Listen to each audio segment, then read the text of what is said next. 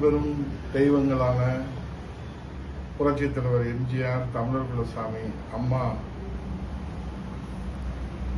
தோற்றுவித்து வளர்த்திட்டு புரட்சி தமிழர் ஐயா எடப்பாடியார் அவர்கள் கட்டி காத்து வருகிற அனைத்து இந்திய அண்ணா திராவிட முன்னேற்ற கழகத்திலே எந்த பதவி சுகத்தையும் பார்த்திராத, அனுபவித்திராத எங்கள் உயிரே மகேந்திரா, கழகம் காத்திட உன் உயிரை தியாகம் செய்திட்ட கழக காவல் தெய்வமே, எங்கள் உயிரிலும் மேலான தலைவர் புரட்சி தலைவர் எம்ஜிஆர், தமிழர் குலசாமி அம்மா, புரட்சி தமிழர் எடப்பாடியார் என்று மக்கள் மன்றத்திலே, சட்டமன்றத்திலே, கழக மேடைகளிலும் அனைத்து இந்திய அண்ணா திராவிட முன்னேற்ற கழக விசுவாச தொண்டன் உச்சரித்த போது அது வெறும் வார்த்தைகள் அல்ல, வரலாறு என்பதை நிரூபித்து காட்டியிருக்கிற, உறுதி செய்து காட்டியிருக்கிற, உலகத்திற்கு உணர்த்தியிருக்கிற மகேந்திரா, உன் ஆன்மா சாந்தி அடையட்டும். எங்கள் உயிரிலும் மேலான தலைவர் என்று உச்சரிக்கிற வார்த்தை கவர்ச்சி அல்ல, அது உணர்ச்சி. அந்த உணர்ச்சி கொந்தளிப்பிலே இப்போது விசுவாச தொண்டன் மகேந்திரா, உங்கள் உயிரை நாங்கள் இழந்திருக்கிறோம் தம்பி, உன் உயிரை நாங்கள் பறிகொடுத்திருக்கிறோம் தம்பி மகேந்திரா. இனிமேலாவது ஆட்சி அதிகாரத்திலே இருக்கின்ற, ஆட்சி அதிகாரத்தை புதிதாக பார்க்கின்ற முதல்வர் அவர்களே, பதவியும் அதிகாரமும் பணத்தையும் காட்டி அனைத்து இந்திய அண்ணா திராவிட முன்னேற்ற கழக விசுவாச உண்மை தொண்டர்களை விலை பேச முடியாது என்பதை இந்த உயிர் தியாகத்தின் மூலமாக நீங்கள் உணர்ந்திருப்பீர்கள். இனிமேலாவது உண்மை தொண்டர்களை விலை பேசுவதை உங்கள் கைக்கூலிகளை வைத்துக் கொண்டு நீங்கள் நடத்தி வருகிற நாடகத்திற்கு இப்போது ஒரு உயிர் பலி போயிருக்கிறது. உங்கள் கைக்கூலிகளை வைத்துக் கொண்டு மாண்புமிகு முதல்வர் அவர்களே, கழகத்தின் விசுவாச தொண்டர்களுக்கு ஆசை வார்த்தை காட்டி அதிகாரமும் ஆட்சியிலும் பங்கு, அதிகாரத்திலே பங்கு, ஆட்சியிலே பங்கு, பணத்திலே பங்கு, கொள்ளையிலே பங்கு என்று நீங்கள் கூத்தடிக்கிற இந்த கொடுமையை, கன்றாவி காட்சிகளை எல்லாம் பொறுத்து கொள்ள முடியாமல் தான் விசுவாச தொண்டன் தம்பி மகேந்திரன் தன் உயிரை தியாகம் செய்திருக்கிறார்.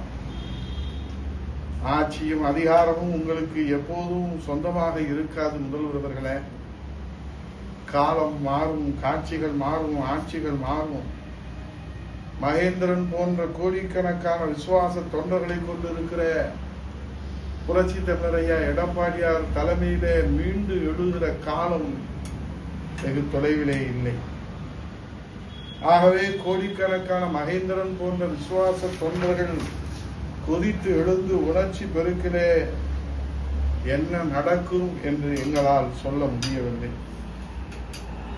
கழக தொண்டர்களின் உணர்ச்சியை இனியும் தூண்டி விடாதீர்கள். இப்போதாவது நீங்கள் இந்த அதிகாரம், ஆட்சி, பதவி, பட்டம் என்று நடத்துகிற அந்த கூத்துகளுக்கெல்லாம், அந்த கூப்பாடுகளுக்கெல்லாம் முடிவுரை எழுதுங்கள், தடை ஏற்படுத்துங்கள். இல்லையென்றால் விளைவுகள் விபரீதமாக போகும் என்பதுதான் மகேந்திரன் உயிர் பறி போயிருக்கிறார். அனைத்து இந்திய அண்ணா திராவிட முன்னேற்ற கழகம் சந்திக்காத வெற்றிகளும் அல்ல, பார்த்திராத பின்னடைவுகளும் இல்லை. ஆகவே ஒற்றுமைக்காக உயிரை தியாகம் செய்திருக்கிற மகேந்திரா, உங்களை போன்ற விசுவாச தொண்டர்கள் எல்லோரும் புரட்சி தமிழர் ஐயா எடப்பாடியார் அவர்களுக்கு பக்கபலமாக இருக்கின்ற போதுதான் எடப்பாடியார் தலைமையிலே நாம் மீண்டு எழுவோம். சந்தேகம் வேண்டாம், கவலையும் வேண்டாம், வருத்தமும் வேண்டாம். அங்கே சிரிப்பவர்கள் சிரிக்கட்டும், அது ஆணவ சிரிப்பு. அங்கே சிரிப்பவர்கள் சிரிக்கட்டும், அது ஆணவ சிரிப்பு.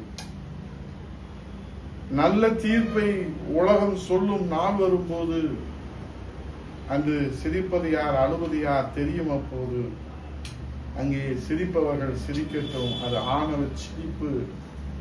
ஆகவே நம்பிக்கை, போர்க்களத்திலே எதை இழந்தாலும் நாம் நம்பிக்கை இழக்கக்கூடாது. நம்பிக்கை, விடாமுயற்சி, உழைப்பு, விசுவாசம். மீண்டும் புரட்சி தமிழர் எடப்பாடியார் தலைமையிலே அம்மா ஆட்சி மலரும். அப்போது நீ இந்த மக்களுக்கு செய்ய வேண்டிய சேவை 1000 கோடிக்கணக்கான கடமைகள் உனக்கு இருக்கிறது. மகேந்திரா, உயிரை மாய்த்துக் கொள்வது தீர்ப்பல்ல, உயிரை மாய்த்துக் கொள்வது தீர்ப்பல்ல. உனக்கு கடமைகள் காத்து கொண்டிருக்கிறது. புரட்சி தமிழர் எடப்பாடியார் தலைமையிலே மக்கள் சேவையை மகேசின் சேவை என்று உனக்காக கதவுகள் திறக்கப்பட இருக்கிறதே. நீ விண்ணுலகம் சென்று விட்டாய மகேந்திரா, உன் ஆன்மா சாந்தி அடைய இறைவனை கோடிக்கணக்கான தொண்டர்கள் புரட்சி தமிழர் எடப்பாடியார் தலைமையிலே உன்னை நேரிலே அஞ்சலி செலுத்துவதற்காக வந்து கொண்டிருக்கிறார். உன் ஆன்மா இறைவன் காலடியிலே இளைப்பாறட்டும், ஆன்மா சாந்தி அடையட்டும்.